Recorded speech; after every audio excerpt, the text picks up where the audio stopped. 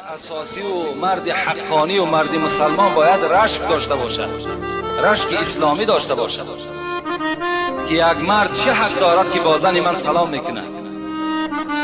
این حالت دیوسی و بیغیرتی ما و شما را نشان میدهد که زن ما و شما با طلبش سلام میکند، با همسایش سلام میکند، با یگان آدم نیکاره سلام میکند. این دیوسی ما و شماست.